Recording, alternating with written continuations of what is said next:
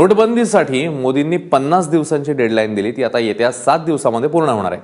पण हा चलनकल्लोळ येत्या 7 दिवसात कमी होणार नाहीये, तर त्यासाठी किमान फेब्रुवारी उजाडेल असं स्टेट बँक ऑफ इंडियाच्या अध्यक्षा अरुंधती भट्टाचार्य यांनी सांगितलंय. नोटबंदी, कॅशलेस व्यवहार या सगळ्याबद्दल त्यांच्याशी संवाद साधलाय आमचे प्रतिनिधी जितेंद्र दीक्षित यांनी. बघूया. अरुंधति जी, 30 दिसंबर की तारीख नजदीक आ रही है, महज हफ्ते भर बचे हैं, लेकिन हम देख रहे हैं कि अभी भी एटीएम्स में पर्याप्त कैश नहीं है. कई एटीएम्स तो ऐसे हैं जो अभी भी खुले नहीं हैं, उसमें पैसे डाले जाते हैं, तुरंत खत्म हो जाते हैं. बैंकों से भी लोगों को जितना चाहिए उतना कैश नहीं मिल पा रहा है, अगर लिमिट भी तय की गई है तब भी. तो क्या लगता है आपको, कब तक इस हालत में सुधार हो पाएगा, कितना खींचेगा? और ये देखिए, ऐसा है कि जो इकोनॉमी में जितना कैश था उसका 80% से ज़्यादा निकाला गया है, तो उसको रिप्लेस तो थोड़ी पैमाने में और ज़्यादा करना ज़रूरी है, तभी जाके लोगों में कंफर्ट की सेंस आएगी. आज के दिन में सबसे बड़ा प्रॉब्लम जो हुआ है कि ज़्यादातर नोट्स 2000 और 100 के दिए गए हैं. 2000 लोगों को खर्च करने में थोड़ी दिक्कत होती है, क्योंकि बहुत सारे छोटे चेंज उनको वापस आता है, उसको गिनना, उसको रखना, सब चीज में थोड़ी दिक्कत है. और रहा बात 100 की, 100 का भी जो खर्च है लोग करना नहीं चाहते, क्योंकि वो अपने पास रखना चाहते हैं, तो कि जरूरत हो तो ऐसा ना हो कि उनके पास छूटा ना हो.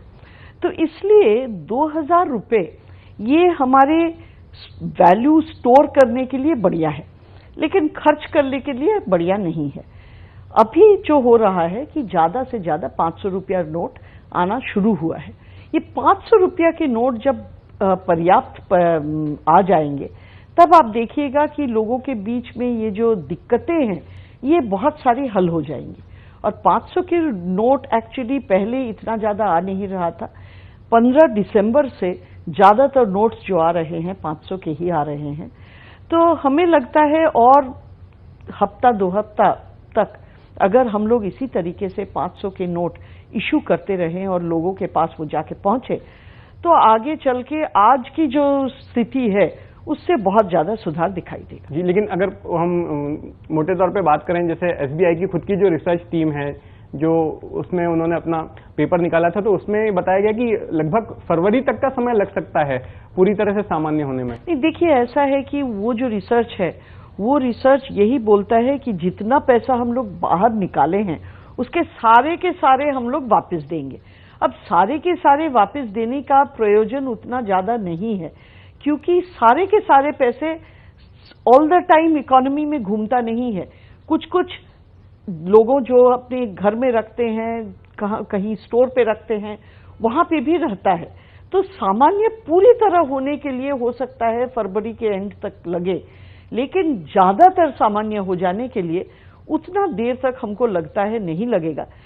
सही बात यह भी है कि दिसंबर 30 तारीख तक वो भी नहीं होगा, लेकिन उससे ज्यादा और 2 हफ्ता 3 हफ्ता के अंदर अंदर हम लोग बहुत ज्यादा सुधार हम लोग को देखने को आएगा. लेकिन कैश क्रंच तो अभी भी बरकरार है.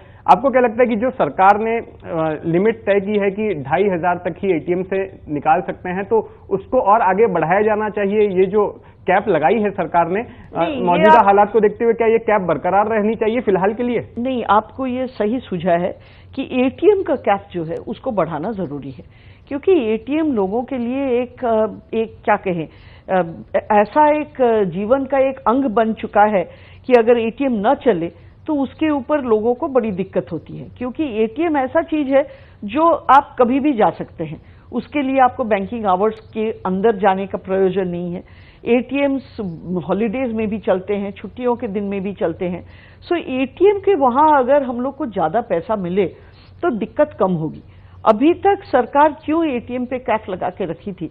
क्योंकि 500 के नोट उतने ज्यादा थे नहीं, और खाली 2000 और 100 के नोट पे अगर हम लोग चलाएंगे तो हम लोग देख रहे थे कि लोगों क्या कर रहे थे कि 2000 न मांग के 1900 मांग रहे हैं ताकि 100 के नोट उनको मिले. तो इससे जो सुविधा की बात है वो लोगों को महसूस नहीं हो रहा था. लेकिन आज के दिन में क्यों 5000, क्योंकि 5000 ज्यादा आ रहे हैं एटीएम में, ज्यादा 5000 नहीं 500 ज्यादा आ रहे हैं एटीएम में, हम लोग ज्यादा 500 डाल पाएंगे. इसलिए मुझे तो लगता है कि आगे चल के एटीएम का कैप अगर हम लोग बढ़ाएं तो लोगों के लिए ये ज्यादा सुविधा की बात होगी। जी, बात लोगों के दिक्कतों की हो रही है। आरबीआई आए दिन जो है नए नियम बना रही है, हर दिन वो एक नियम बनाती है या फिर पुराने नियम को फिर से रिवर्स कर देती है या उसको मॉडिफाई कर देती है।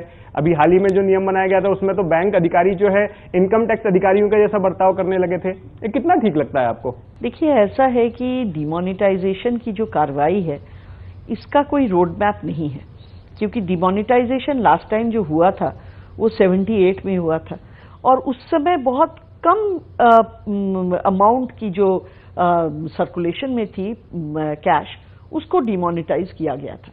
इसीलिए डिमोनेटाइजेशन करने से लोग किस तरह बर्ताव करेंगे, परिस्थिति किस तरह बदलेगी, इसका किसी को अंदाजा नहीं था। इसीलिए आरबीआई को बारंबार अपना जो रूल्स है, रेगुलेशन से चेंज करना पड़ रहा है। एग्जाम्पल के तौर पे मैं अगर कहूं आपको कि जब हम लोग एक्सचेंज के लिए दिया गया था कि 4,000 रुपया आप एक्सचेंज में ले सकते हैं, तो देखा गया कि एक ही आदमी बारंबार एक्सचेंज के लिए आ रहा है। उसलिए फिर सूझा कि जो आदमी एक बार आ रहा है वही पूरा क्यू बार बार अगर आए तो दूसरे लोगों को चांस नहीं मिल रहा है, तो उसको वो स्याही लगाने का जो माहौल उठा, तो इसीलिए उसको लाया गया। तो देखिए, ऐसा है कि जो सिस्टम बनाया जा रहा है अगर वो सही तरीके से ठीक ठाक चले तो चेंज करने की जरूरत नहीं पड़ती है। लेकिन जो सिस्टम बनाया गया था, अगर नजर में आए कि कोई इसको अब्यूज कर रहा है, तब चेंज करने की जरूरत होती है। और वही यहाँ पे हो रहा है, क्योंकि जो सिस्टम बनाया गया था इसी सोच से बनाया गया था कि लोगों ठीक तरीके से इसका इस्तेमाल करेंगे। लेकिन जब लोगों इस्तेमाल कर रहे हैं, सब लोग ठीक तरीके से नहीं इस्तेमाल कर रहे हैं। उसीलिए आरबीआई को भी और गवर्नमेंट को भी बारंबार इसको, जो आपकी रेगुलेशन से, इसको चेंज करने की जरूरत पड़ रही है। जी, अरुंधति जी, जब नोटबंदी लागू की गई थी तो एक ये भी कहा गया था कि एक पॉजिटिव इसका एक नतीजा ये हो सकता है कि भाई आपकी ईएमआई कम हो सकती है। अब डिपॉजिट में तो जो है इंटरेस्ट के रेट्स घटा दिए गए हैं, लेकिन ईएमआई कम नहीं होती दिख रही है। क्या कोई क्रिसमस गिफ्ट मिलेगा आपकी ओर से लोगों को? क्रिसमस गिफ्ट तो नहीं होगा, बट डेफिनेटली ये बात सही है कि ईएमआई कम होने वाला है, क्योंकि जो रेट्स हैं ये घटेंगे। रेट्स घटेंगे इसलिए क्योंकि सिस्टम में जो लिक्विडिटी हम लोग कहते हैं, यानी कि पैसा ज्यादा है, लेने वाले लोग कम है। तो ये हमारी इकोनॉमिक्स में इस डिमांड सप्लाई की जो साधारण सी थियोरी है कि सप्लाई ज्यादा होगा, डिमांड कम होगा, तो जो सप्लाई कर रहा है उसका प्राइस घटेगा। यहाँ पे पैसे की सप्लाई ज्यादा है, लेने वाले लोग कम है, तो पैसा लेने वाले लोगों उसको कम पैसा में ले पाएंगे।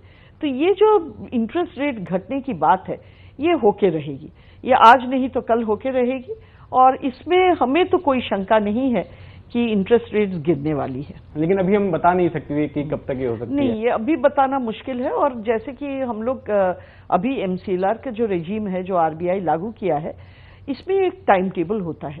हर महीने के 1 तारीख को हम लोग की रेट्स रिवाइज होते हैं और 24 तारीख का जो डिपॉजिट की रेट्स है उसको लिया जाता है और हर महीना इसका रिवीजन किया जाता है। तो महीना के 1 तारीख पे ही पता चलेगा कि इसका कितना होगा। लेकिन हमें तो लगता है कि आप निश्चिंत रह सकते हैं कि रेट्स तो घटेंगे। अच्छा, एक बात बताइए, क्या हाई वैल्यू जो ट्रांजैक्शंस होते हैं, कैश ट्रांजैक्शंस, तो क्या आप इस बात की पक्षधर हैं कि उन पर जो है कोई विशेष टैक्स लगाया जाए, विशेष कर लगाया जाए? नहीं, हम तो इसके पक्ष में हैं, क्योंकि हम ये मान सकते हैं कि जो लोग छोटे छोटे ट्रांजैक्शंस करते हैं उनको टैक्स लगाना सही नहीं है। उनके पास और कोई साधन नहीं है कैश के बगैर ये कामकाज करने के लिए, तो इसीलिए उनको टैक्स जो है उनके ऊपर लागू होना ठीक नहीं होगा। लेकिन जिन लोग बड़े बड़े ट्रांजैक्शंस करते हैं उनके पास बहुत सारे साधन हैं, उसको चेक से कर सकते हैं, डिजिटल पे कर सकते हैं, इलेक्ट्रॉनिक मीडियम से कर सकते हैं, वो क्यों कैश पे करें? इसलिए अगर बड़े ट्रांजैक्शंस कैश में होती है तो जरूर उस पे कोई ना कोई टैक्स लागू करना उचित होगा। अब बात हो रही है डिजिटल इकोनॉमी की, डिजिटल लेन देन की बात हो रही है, तो ये बताइए कि डिजिटल लेन देन को प्रोत्साहित करने के लिए, एनकरेज करने के लिए आपके बैंक की ओर से क्या कदम उठाए जा रहे हैं, और दूसरा सरकार की तरफ से जो है आपकी क्या अपेक्षा है कि सरकार और क्या क्या कर सकती है ताकि लोग जो है इसको आत्मसात कर सकें, इसको अपना सकें? देखिए, ऐसा है कि डिजिटल करने के लिए जो इंसेंटिवाइजेशन हम लोग देते थे, जब तक हम लोग कार्ड के ऊपर काम करते थे, तो एक चीज है कि सब लोग को कार्ड इशू किया जाए। दूसरी चीज है कि हम लोग बहुत सारे स्कीम्स बनाते थे कि अगर आप इतना खर्च करोगे तो इतना आपका कैशबैक होगा, उसका भी कुछ न कुछ इंसेंटिव रहता था। तीसरी चीज है, हम लोग लॉयल्टी पॉइंट्स देते हैं कि अगर आप इतना सारा कार्ड यूज करोगे तो आपके इतने पॉइंट्स होंगे, उस पॉइंट्स के एक्सचेंज में आप कुछ न कुछ गिफ्ट या कुछ न कुछ आइटम ले सकते हो। इसी तरीके से अभी हम लोग नए नए बहुत सारे प्रोडक्ट्स भी चालू किए हैं, जैसा कि आपका वॉलेट चालू हुआ है SBI बडी, यूपीआई पे SBI पे चालू हुआ है, और यूपीआई एक बहुत ही बढ़िया पद्धति है जिससे आप बहुत आसानी से, खाली आपका नाम अगर मुझे पता हो, इधर आपका नाम नहीं तो अकाउंट नंबर और आपका IFSC कोड अगर पता हो, तो हम रियल टाइम आपको पैसा भेज सकते हैं, 1 रुपया से 1 लाख रुपया तक, और आपसे पैसा ले भी सकते हैं। और खाली यही नहीं, ये बहुत सेफ है। सेफ्टी के जो फीचर्स हैं वो सारे सेफ्टी फीचर्स इसमें यूज किए गए हैं। तो इस तरीके से बहुत सारे कन्वीनियंट प्रोडक्ट्स, यानी कि ऐसे प्रोडक्ट जिसमें आपको कोई भी दिक्कतें ना आए, ऐसे बहुत सारे प्रोडक्ट्स बैंक्स ला रहे हैं। अगर हम SBI की बात करें तो अभी जो एसोसिएट बैंक्स के जो मर्जर होना है वो कब तक हो जाएगा? जी, अभी तो हम लोग बोले थे कि मार्च 2017 तक होने का था। अभी देखते हैं आगे चल के क्या होता है, क्योंकि ये बात भी सही है कि अभी लोग ज्यादातर ये डिमोनेटाइजेशन एफर्ट में जुड़े हुए हैं, तो इसलिए हो सकता है कि हम लोग को और थोड़ा टाइम लगे, लेकिन आज भी हमारा प्रयास रहेगा कि मार्च 2017 तक ही इसको हम लोग समाप्त करें। जी, अरुंधति जी, ABP न्यूज से बातचीत करने के लिए बहुत बहुत शुक्रिया। धन्यवाद, थैंक यू।